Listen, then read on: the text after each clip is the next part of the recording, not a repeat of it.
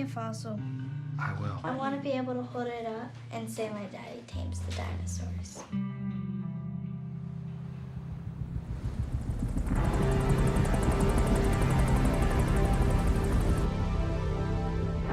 We a big company, millions of moving parts.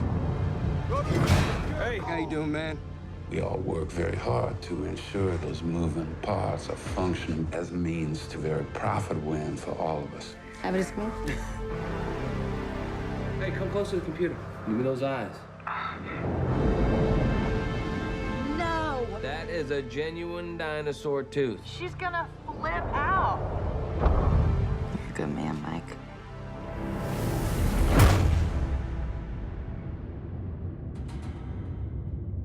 Is there someone at your door? Are you seeing this?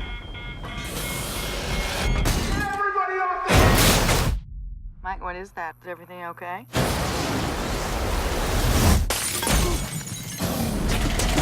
We gotta go right now! I'll call you back. When the walls caving in, and the world stops. Hey! Hear the voice.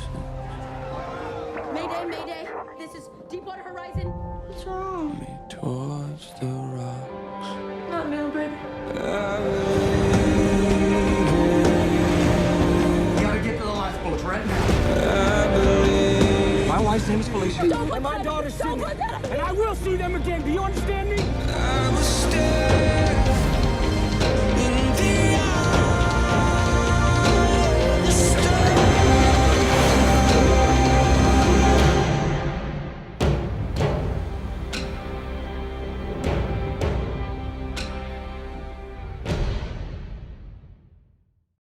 Gina Rodriguez! Thank you so much for being here. Oh my God, thank you for having me. Thank you guys for being here. This is awesome. I just want to start this interview off by saying congratulations. You made a movie and you made a great movie. That's awesome. Thank you, Ricky. I appreciate that. I got a chance, I was just telling you backstage, I got a chance to go to a screening a couple weeks ago. It's incredibly well made. It is thrilling. You're on the edge of your seat the whole time. It's coming out on IMAX this weekend. I think I'm gonna go back and see it again in IMAX. I'm gonna do it with my family. I'm gonna go to IMAX with my family, and I've seen it already like 3 times. So Are you a little Yeah. nervous to see it in IMAX? I kind of am, because 'Cause it's really intense. it really is intense. I think that's the way you should see it. Yeah, it's For sure. kind of a release almost to be a part of something that intense in IMAX. Yeah, I guess. It also is just kind of a huge blessing to be a part of a story that we did not hear and we have not heard. You know, we all knew about the environmental disaster and the causes that happened from the oil spill, but you didn't hear about the 11 lives that were lost and those that survived. And I think it's really awesome that we get to pay a tribute to them. And the film does a really amazing job of just sort of honing in on that and focusing on that. You don't really feel like anything is left out in the end because we do know so much about the aftermath of the disaster. So what was it like for you getting this part? It's based on a real person. Did you meet her? Did you talk to her? Did you sort of try to understand what you could about her job? Yeah, so I play Andrea Fleitas, who was 23 years old at the time, one of the only females on the oil rig. She was a Latina from San Diego. And when I first got the script and was asked to read it to audition for this character, I was blown away because I had no idea that I was not even privy to the story of the human lives. But then I was also blown away that it was a young girl that happened to be Latina, and what a great opportunity. You know, obviously as an actor, as a female actor, as a Latina actor, the roles can be limiting, as it is for everyone. You know, we all fit into like the stories that we can tell, and I just was really praying that this was a story I was going to be able to tell. So I went through great lengths to fight for this role, for sure, and to keep it in the Latino community, because... What does that entail, fighting for this role? Auditioning, writing the director, because I definitely... Did you write Peter Berg? I wrote Peter Berg, and I wrote him because this role meant so much to me. I have a certain amount of time in between my seasons on Jane, and I really wanted to fight for roles that I believed in, that I wanted to go on that journey. I wanted to be able to be that storyteller. And the idea that she was, not the idea, the fact that she was a Latina, and this is part of U.S. history, it was really important to me that a Latina was cast in this role. So I said it didn't have to be me. It could be a plethora of all these other ladies that I know so well, that I know are capable of doing that.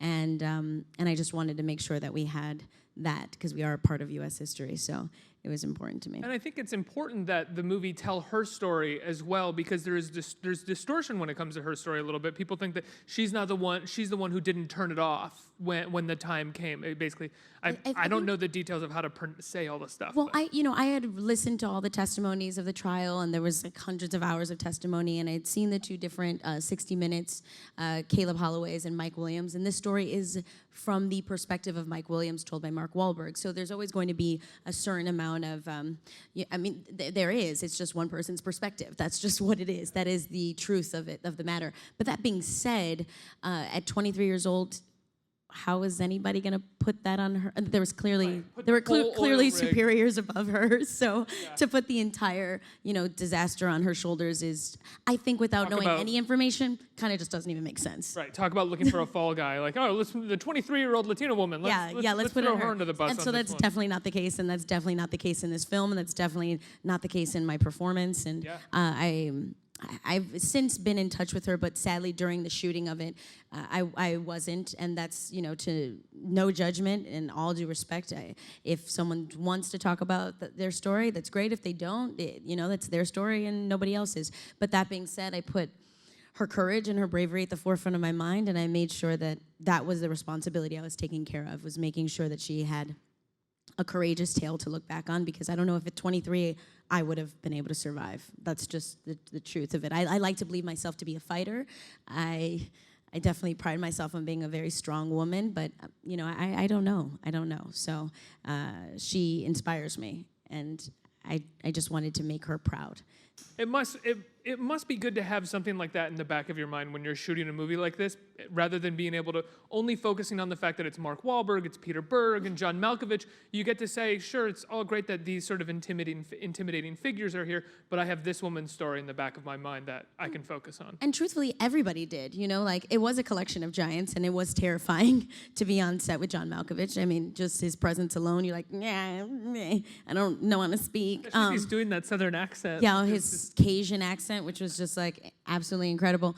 But everybody had that at the forefront of their mind. It was very much a film where you're like, this is not about me. This is not about my ego. This is not about what this can do for me. This is about paying tribute to 11 lives that were lost. That is so much greater than yourself. There's no room for anything negative or nasty or strange or insecurities or anything like that, because this is God willing, about those families being able to look up and have a catharsis and feel like their loved ones were honored in a really beautiful way that tells a story that none of us heard. So, I mean, one of the mothers of one of the sons that were lost on the premiere in New Orleans last week comes up to me and says, thank you so much. And I was like, well, I have nothing to do. I hope that you are walking away proud for your son's memory. And she said, yeah, that, and I never knew what happened. Right.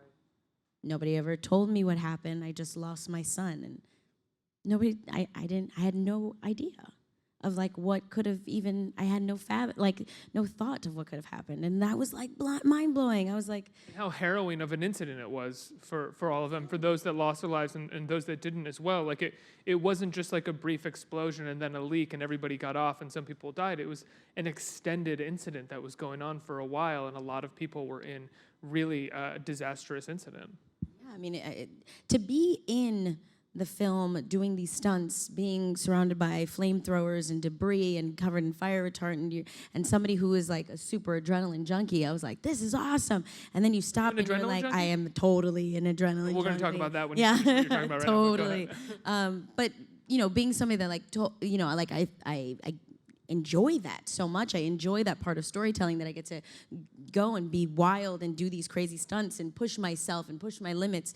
Then you stop and you're like, this happened to someone. Here I am, like so excited during each take and like, wow, yeah, we did that. Yay, it was a great take. And you were emotionally connected and you hit all the marks and everything worked perfectly. And then you stop and you're like, oh, and this is somebody's real life, dude.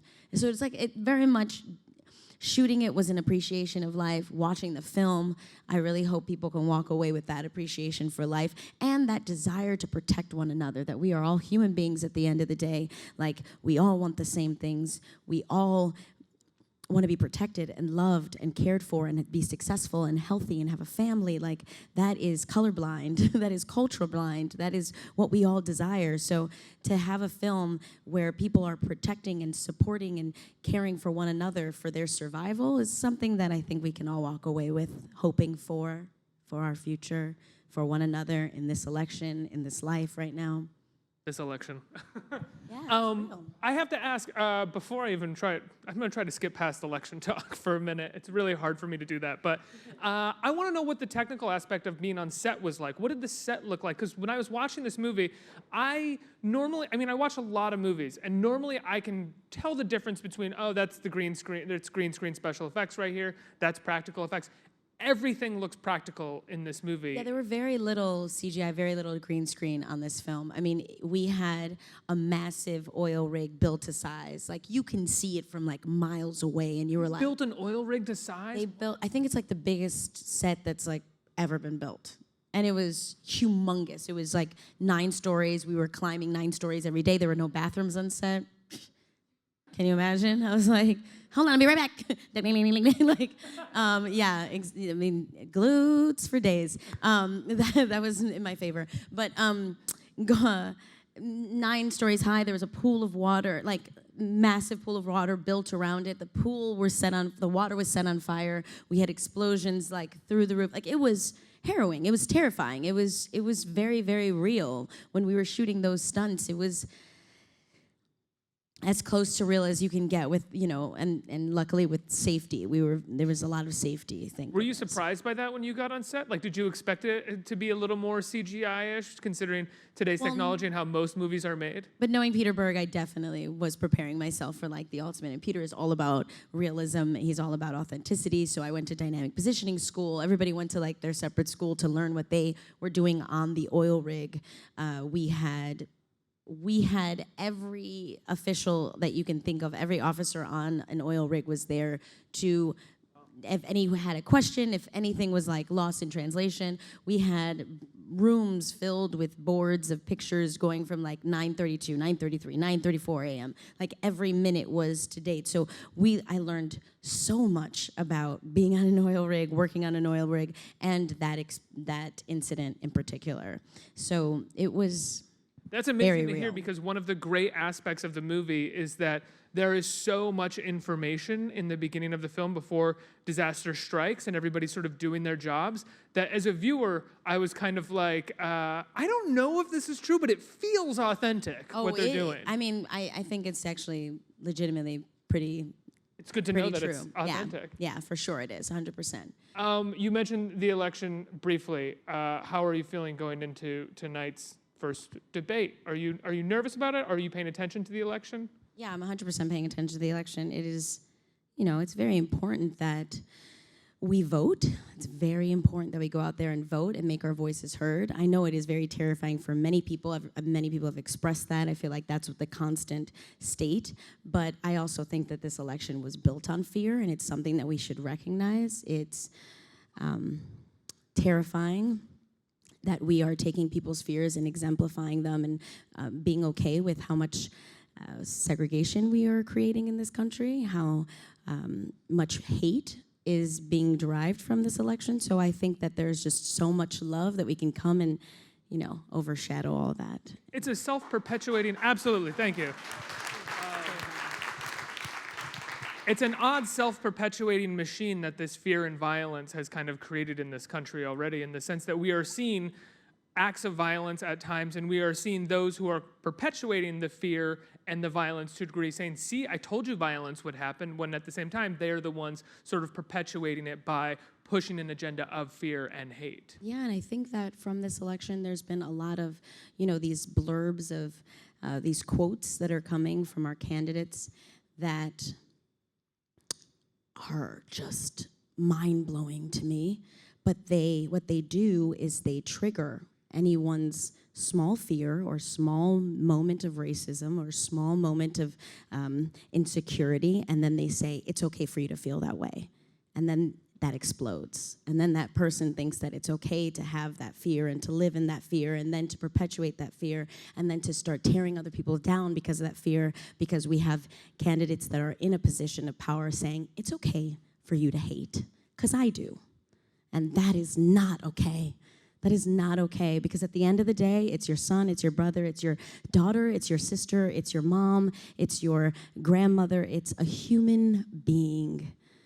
These divisions that we are making, we are forgetting we all have a heart that beats and we all have a life we want to live.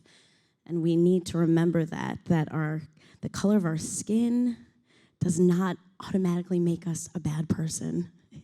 Like that fear has to end. It blows my mind that we think it's okay, that we think that somebody that has a different skin color doesn't have a heart that beats, or a family that wants, or a life that they want to continue to live. Like, we have to just remember we're all human beings. I think that, like, at the basis, we're all human beings, and we all want to live in peace also. So, you know, that's my biggest fear in this race, is that fear is just exemplified, and you're pouring water on that seed, and it's growing, and it's growing.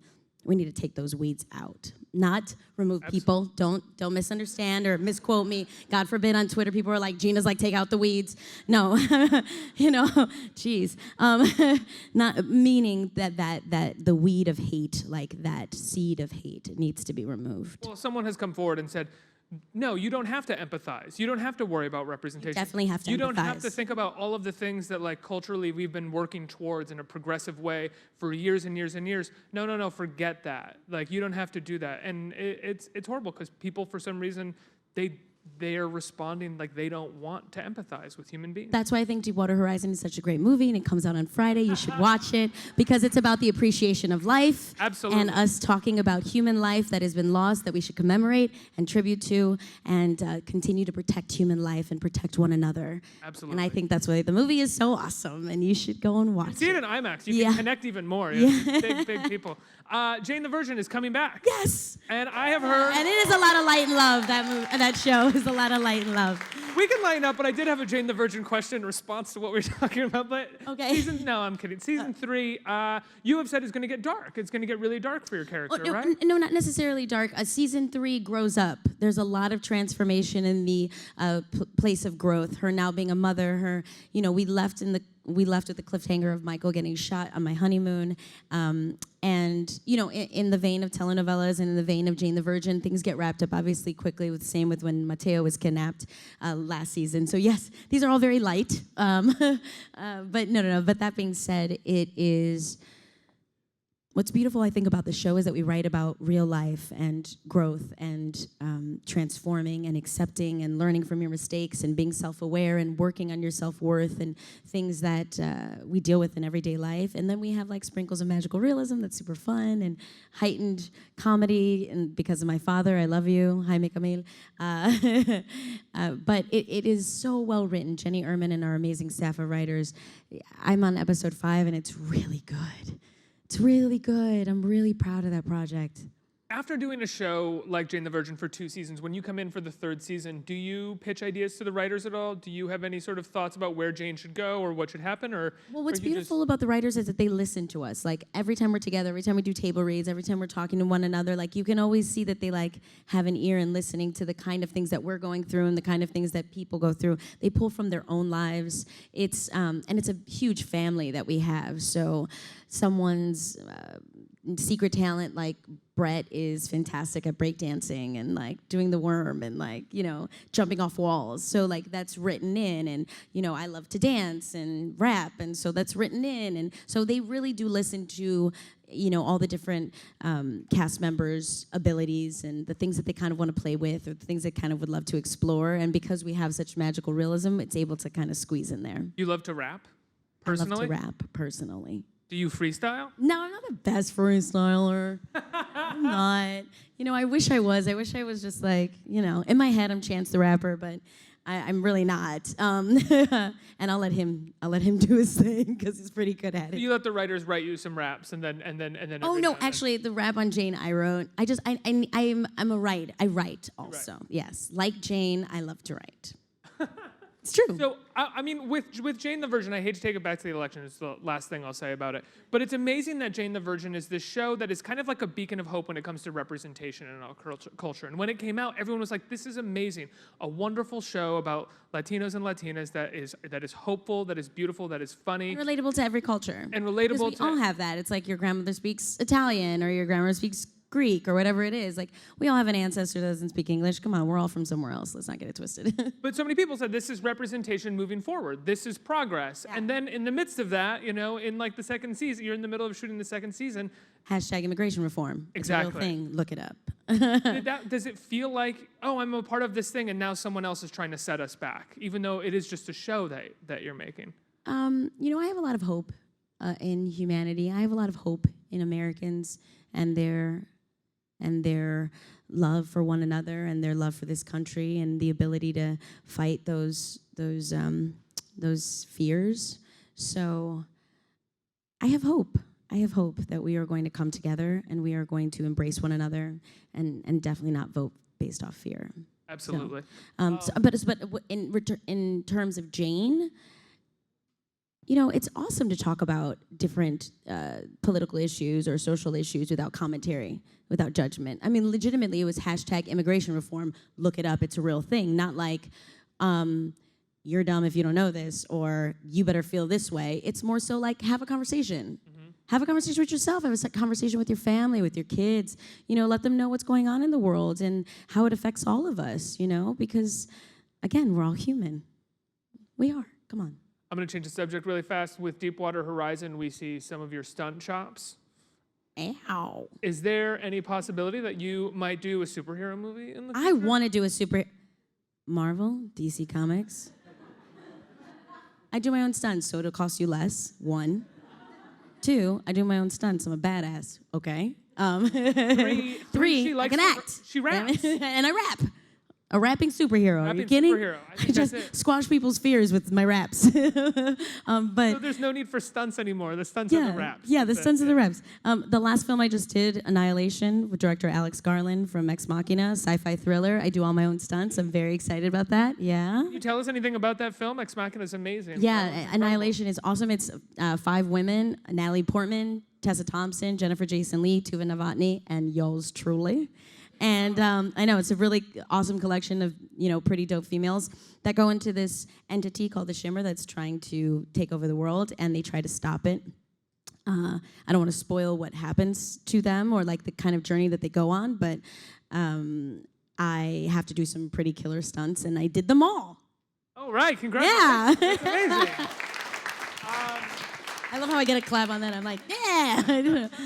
Let's open up to the audience for some questions. Who's got some questions out there? We're going to start with a question from an online viewer. Okay, cool. So Joe says, I'm a huge fan. What's the best fan interaction you've ever had? Hey, Joe. I'm this like, one. Hey, Joe. Yeah, exactly.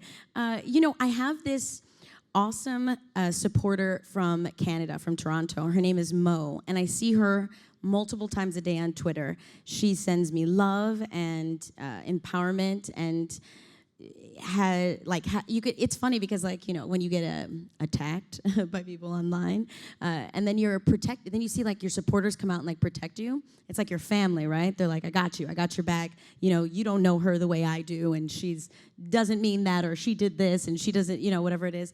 But I went to Toronto Film Festival, and she had a unicorn and this jar of love letters to Gina she collected from all the Twitter supporters, and it, you know, it's just incredible to know that you're not alone, you know, that you're not alone in this world, that you're not alone on this journey, that if it wasn't for you, Joe, and for Mo, and for all the awesome warriors that make my career a possibility, then, you know, it wouldn't be as fantastic of a journey. So I would say that was pretty awesome interaction, to realize that a lot of you got my back, and it feels good. It does. All right, next question. Hi. You mentioned earlier that when you thought about this role, you wanted it to be a Latina woman, and same with like Jane. It's culturally specific. What do you think when you consider other roles? Like, how do you consider bringing in like your identity into a character that maybe is more like open-ended, like that you make this character and sense a new person? So that's an awesome question. So Jane, what's great about Jane is like Jane's not a typical Latina name, so that was easily my favorite. When they were like, they want you to audition for Jane the Virgin, I'm like, that's a hilarious title. For what role? For the role of Jane. I was like, oh, that's incredible. That's, but it's a generational story, that happens to be told from that happens to be a Latino family. But it's very much a story about a mother, a grandmother, and the daughter, which I think is kind of always the kind of stories I wanted to tell, that were culturally blind, that anybody can relate to them, but she just happens to be Latina. For Deepwater Horizon, it was important to me that she was Latina because it's U.S. history, and she was Latina. And so often we are rewritten in these stories. So often we are not included. And the reason why inclusion is so important is because as a young girl, you want to know that you exist. You want to know your stories exist. You want to also know that your culture is being highlighted like anyone else's, not more so, just like everybody else's, all right? That's I think our idea of identity, our constant struggle to figure out who we are and why we are this way and who we relate to and who relates to us. I think our desires to always like try to find a community, right? And then there's that other talk of like inclusion being across the board, the human inclusion, right? And I think that that's a constant conversation that I really am always talking or trying to figure out. I'm not fully arrived to any kind of conclusion yet, but just that I want to be invited to the same party, not invited to this separate party, right? When it comes to roles I want to take, it's more so just playing strong women. And since I was young, not seeing myself as much on screen, the desire to change the representation or the perception of Latinos in the media was huge for me because I had only saw very specific characters played. And what it makes you think is like, well, no, I can't be president. Well, I probably can't be a senator because I've never seen it played. Media is so much, and television is so much our education these days. The way people feel about themselves, the way they say, oh, this is what I should look like because that's what so-and-so looks like. And, that's why I think the inclusion of beauty is so important, because we do all own our own beauty, and we do all, can highlight and celebrate our culture while celebrating other cultures. So for Deepwater Horizon, I didn't want it to be rewritten. She really was Latina, and that was important to me. We are part of U.S. history, and that's something that I think needs to be preserved. I would love for it to be preserved is the point. Not, I think it needs, that's just my personal opinion, right? It's not gold. But outside of that, like this last Annihilation, this movie that I did, it was just another, professional woman, and she could have been any ethnicity. And it's so wonderful to be able to play just a strong, smart, intelligent, independent, fierce woman. So it's I guess it's like to each situation, to each project, but I really, I want to play a superhero. You know what I'm saying? I'm trying to fly, and stretch myself and play things that I've never played before and stories I've never told before. So, I think we have time for one more. Sorry, I talk so much. No, that was amazing. Hi. Hi. As a Latina from Honduras, I wanted to know how it is for you knowing that you have so many people that look up to you because you look like them and you talk like them and you have a family like them. Does that ever get overwhelming? And knowing that your audience is not just like the Latino community in America, but also in Latin America and Latino immigrants in Europe and across the globe, is that ever too much pressure? I think you just put a lot of pressure on me. No, I'm kidding. If it wasn't before. I know, before I was fine. Now I'm schwitzing. Now I'm like, eh. That's awesome. I think that I've prayed and worked hard to make my mark, my story. Like I'm writing this story for the children I don't have, or for my siblings, for my nieces and nephews, for you, for that beautiful young girl that just asked a question. For Joe. Like I don't feel like I live in this world alone, and I don't feel like my actions are just going to affect me. So I wonder if I can ask my sister Evelise if she felt that pressure, because she is the reason why I go after my dreams so ferocious, like so fiercely, so unstoppably. I wonder if she has that same pressure. Do I have it because it's like on this open platform and anybody can, hate on me because I cut my hair off, or, take my words and mince them and make them something else? Yeah, I mean, it's a little overwhelming to think that my heart won't be understood, but it's so much more gratifying when it is. I am not necessarily afraid of failing. I'm afraid of not trying. So as much as it could be overwhelming if I think about it too much, or pressure some if I think about it too much, it's really cool to know that I have the chance to fail big versus no chance at all. Was there a moment when making Jane the Virgin when you realized that you as an actress with a role like this might represent something greater, or was that something that you knew if the show took off when you signed on to the role? Well, I think that any artist that gets into the industry, there's a responsibility. We're so blessed to do what we love every day. And in any industry, forget about just acting, like my middle sister's a doctor. That's just a huge responsibility that every decision she makes is going to be for the betterment of someone's health. I mean, that's a way bigger responsibility than I can ever take on, It's like I play pretend. But that being said, I think that, the people that support you are the reasons why you have a career. And so there's a responsibility to being the best version of yourself because you've been blessed to do what you love every day, I feel like. And I'm cool with that responsibility because I love to do what I love every day. And I wouldn't exchange that for anything. So, at first people were like, Jane the Virgin, that's so silly. That's not going to go anywhere. What are you doing? Da-da-da-da. But they didn't see what I saw, which was the potential to have conversations about something greater than ourselves. And more so that it was really good writing. So it was going to, I was like, just wait. It's like Jenny Herman's a brilliant, brilliant woman that wants to make female stories, strong female stories. So culturally, I think it's been an awesome, project for the Latino community, but it spans outside of that. I mean, it really doesn't, it's not just for Latinos, and I don't think it's I was at On Your Feet yesterday, Gloria Estefan's Broadway show, bawling, by the way. It's amazing. it's just so good. It's so good. I'm just again on your feet. I don't sing, but I just can't stop playing Gloria in my head. But there was a older gentleman, Caucasian, probably from this, I feel like he was from the South. I almost got a Southern twang in his voice. And he was like, "You're Jane the Virgin." And I was like, "I am." And he goes, "Bob." And I was like, "Nice to meet you, Bob." And then I'm talking about get on your feet. Yeah, exactly. Ow. Bob. But he was like, "These are my daughters." And his daughter's like, "Oh, hey." But it was Bob that was like, "Damn, look at you, Gina." It was Bob. Bob was probably 65 years old. And Bob was all about Jane the Virgin. And it makes my heart swell. I love you, Bob, if you're watching, Bob. Yes, yeah, give it up for Bob. Give it up for Bob.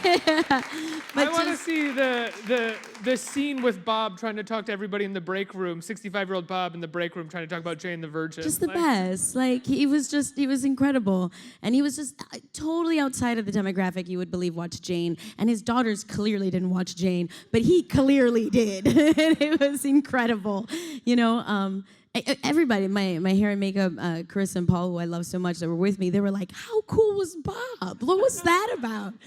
Bob. I was like, and he didn't say anything. He was starstruck. And I was like, he's starstruck. I was starstruck. I was like, "Hey, Bob." I was like, what? Gina, congratulations on Jane the Virgin. I have to let you go. And Deepwater Horizon is amazing, and it opens this Friday. Please go see it. Please go support it. Please.